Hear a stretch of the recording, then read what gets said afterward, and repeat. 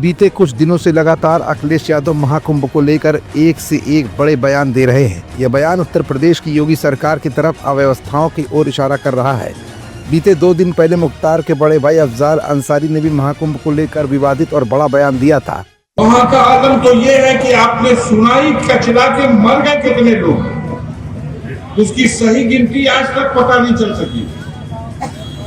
जो लोग वहां से गए लौट के आए हैं वो बता रहे हैं कि अरे भैया गिनला मन का ना रहा इतना आदमी मर गए।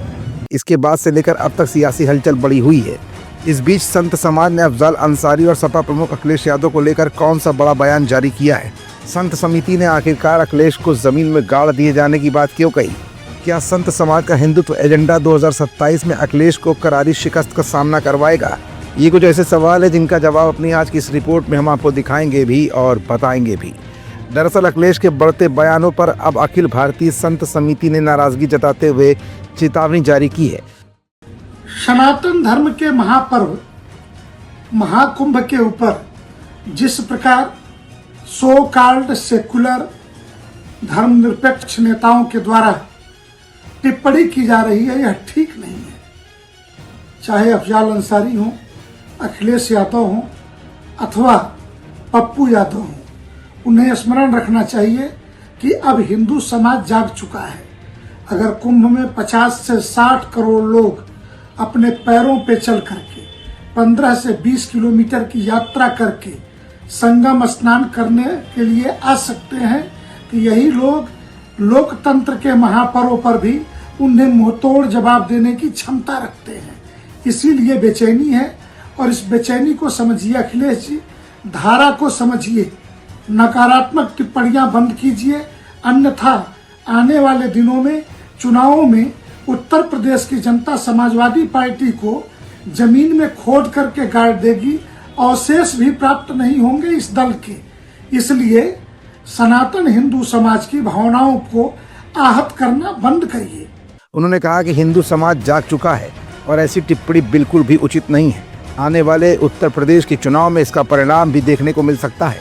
अखिल भारतीय संत समिति की तरफ से राष्ट्रीय महामंत्री स्वामी जितेंद्रानंद सरस्वती ने बयान जारी करते हुए कहा कि अफजाल अंसारी, अखिलेश यादव या फिर बिहार के पप्पू यादव, उन्हें ये बात समझ लेनी चाहिए कि हिंदू समाज अब जाग चुका है।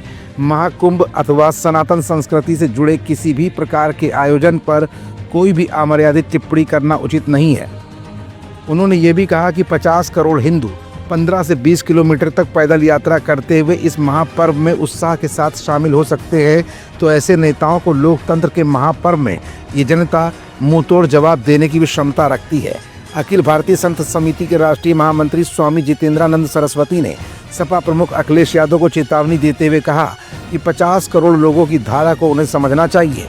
आने वाले उत्तर प्रदेश के चुनाव में यही जनता समाजवादी पार्टी को जमीन में खोदकर गाड़ देगी, दल का अवशेष भी प्राप्त नहीं होगा। संत समिति के राष्ट्रीय महामंत्री जितेंद्र का ये बयान कहीं न कहीं विपक्षी दलों के मुंह पर करारा जवाब है।